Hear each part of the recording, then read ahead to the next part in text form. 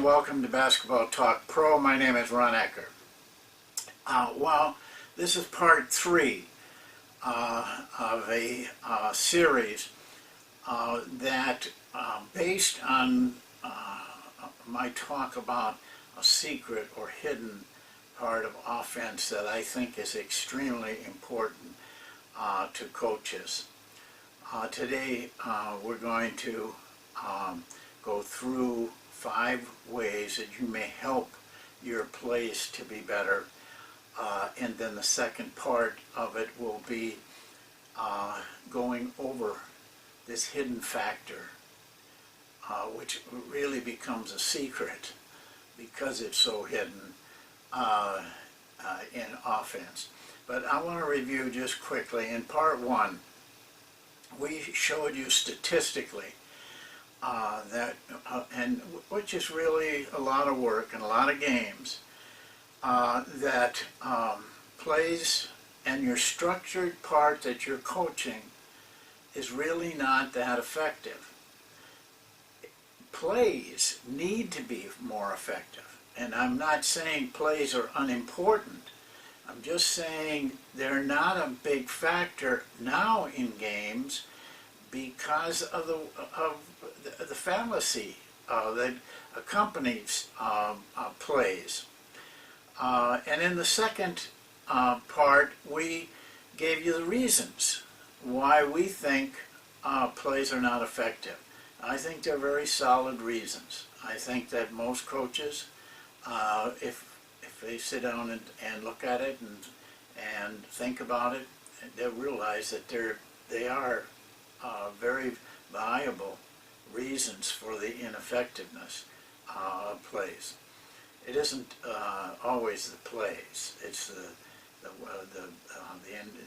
way they have to be used. Well, so today I'd like to give you some suggestions on how to make your plays better. The first one, be different. To me, when you go to clinics and books and magazines and now they got newsletters that they send out that are packed with plays, and you're grabbing at them. You're probably grabbing at them because you don't know what else to do. Well, make up your own plays. You can do it. Making a play is like writing a poem or a novel or a book of some kind, an article, writing a song. It's creative. When you are creative, things come from your soul, and that's what makes them so much better. You teach them better, your players will play them better, because it comes from a deeper source than just grabbing something out of a magazine. Give yourself some credit. You can do it. It takes time, though. If you've ever written a book, the time involved is endless. You spend hours researching, thinking, planning. Plays are the same way. You just can't scribble something down. You got to really put your heart and soul into it. Cut down the numbers of plays. You put yourself in the player's situation. They're going to learn all these plays. If you're running a lot of plays, all they're really learning is the pattern. They're not learning how to do it. They're not learning the nuances of making that play effective. Cut the number of plays down, and you'll find the players themselves, you have to give players more credit. Coaches tend to think they're it, but the players themselves will find ways to run that play better than you can coach them. Give them a chance to do that by cutting down the number of plays. You shouldn't be running many plays. I run basically, if you read my book, it's 3 or 4 plays that we work from, but we try to do them very well. Your plays should scramble the defense. Here's what you face with plays. You're always going to be running them against a set defense. Set defense is very resistant. You need to be, you need to scramble them a little. If you see the things we do on Monk and in our cut series, we always cut a guy through. That cut through begins the scrambling. You look at San Antonio, they're a master at it. They come down and they have, it really isn't a freelance thing, but a lot of motion, but a lot of chance for improvisation on their own. And they have the defense scramble before they ever do anything. Think about that part of it. And execution, demand execution. This is up to you, coach. If your players are sloppy on execution, it's because you're sloppy. I hate to tell you that, but that's the truth. You got to live with the truth. So pick yourself up and enforce better execution. Better shot selection is a part of execution, in my opinion. Shot selection is, what I see, is not very good with a lot of teams. But the last thing is, I'm saying it's the most important, I shouldn't say that, but it's very important. Evaluate your plays. And you do it. You know, in my career, I've always evaluated our plays and our opponents' plays. And I do it with my assistants. If I got one or two, there's always somebody that works with you. They sit in with you and help you. And they learn as you learn what's going on out on the floor. And they become better assistants because they're involved in what's going on. Well, those are just 5 things.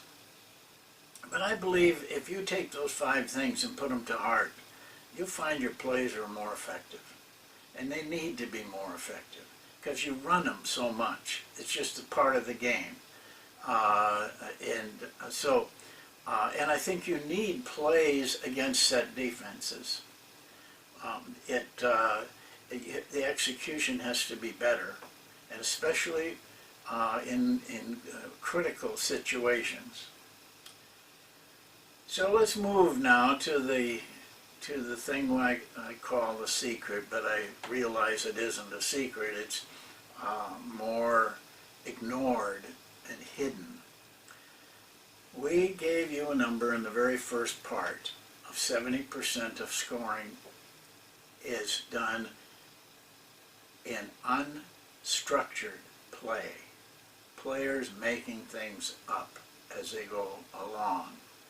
That number, 70%, was so consistent. Now, I'm not saying every game was 70%. It might have been 68% or 72%. But it was so consistent through all these hundreds of games that we did that it hovered right around that 70% mark.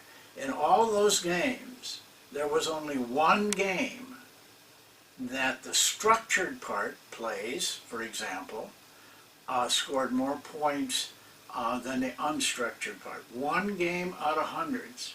And that was a game that Duke played against Kentucky.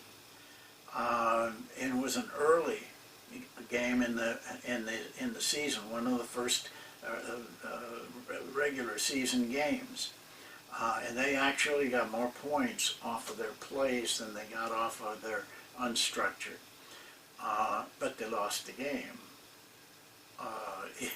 So you have to wonder about that. Mark this down, that area of 70%, that right in there, is so consistent, it's something you have to think about. Well, here's the paradox, is that the 30% is what you guys are practicing every day. That's what you're spending your time on.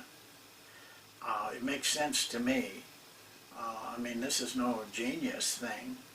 it makes sense to me that you should be spending your time on that 70% area versus the 30% area. Or at least giving it some, I'm not saying you need to spend that much more time, but at least giving it the importance in your system that it deserves. If you don't do that, I think you're missing the boat on a great way to improve your team. Now, why is this hidden and ignored? Every coach knows plays break down. Every coach knows that there's fast breaks that don't get a shot. They know these things are happening, but they don't really want to admit them. You see, they don't get any credit for that part of the game. The players get the credit. And because I've never heard a coach talk about, well, I have designed certain things for when the play breaks down. I just can't. I think the only guy who talks about that is me. But what throws people off is the fact, I call these spaces. There's little spaces in the game that maybe 5 seconds, 10 seconds, maybe 18 seconds that go that are unnoticed. Well, I shouldn't say unnoticed so much as they just don't pay attention to them. But those spaces are so numerous that they accumulate to that 70% by the end of the game. But people don't pay much attention to them at all. I mean, a coach sees it break down, and they don't think through that these things are happening all along the game, and at the end, they make up a monstrous part of the game, both offensively and defensively, by the way, but we're talking offense right now. They accumulate, and that's what makes them so important. Well, I call that accumulation the third element. By this I mean you have a full court offense, or fast break, whatever, transition. That's one element. Half court is the second element. But the third element is this area of unstructured play that permeates through the other two. And I'll describe it to you. The third element, the hidden area, is at the end of the fast break.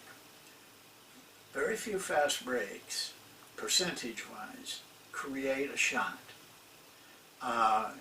It takes less than 3 seconds for any player of any level defensively to get back to the basket. So you have about 3 seconds to run a fast break, less than that. Now the NBA uses 6 seconds. I think that 6 seconds is wrong and gives a lot more credit to the fast break than they deserve. But the area after the fast break, if you don't set it up, and you shouldn't because you don't want to play against the set defense. The defense is scrambled, and that's the area called transition. If you have something that you can do at that time. The second area is plays breakdown. Normally, you have about 12 seconds if a play breaks down to still create a shot. And I call that breakdown. The play is run, the play breaks down, it stops. They don't get a shot, they don't turn it over, they continue to play. That will generally run about 12 seconds. Transition, by the way, you have about 18 seconds at that time. And the third area of the third element is no plays. It happens more than you think, where a team doesn't really run a play. They may come down, and a lot of times it's a matchup thing. They see a matchup and they want to take advantage of that. I'm not so sure that I've never allowed that, but a lot of people do. So but it doesn't work out. So now they're into going on their own. And another place, and it happens more than you'd think, is an offensive rebound that you don't get a shot right away. It isn't a putback, and they throw it out. Well, most teams do not set up in that situation. It just happens that way. They just go on their own. So these are all parts of what I call the third element, and they make up the spaces that make up the 70%. What can you do? It's called improvisation. Every player you're coaching knows how to do it.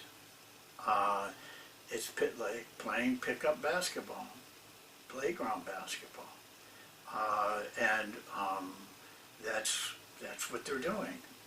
The problem with it is how you learn to improvise in pickup games is improvising for yourself.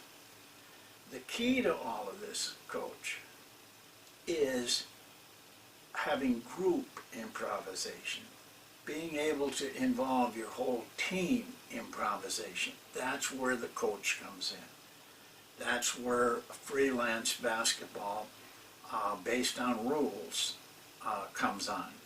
You can teach your players how to go from a play that breaks down right into a freelance offense that involves all 5 players.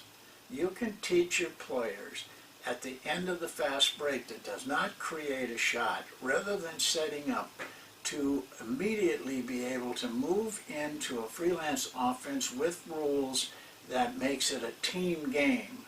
And the same thing is true of a play that is not run, a possession that is not, a play isn't run, such as after an offensive rebound. That's the secret. And it'll make a tremendous difference in your team's play.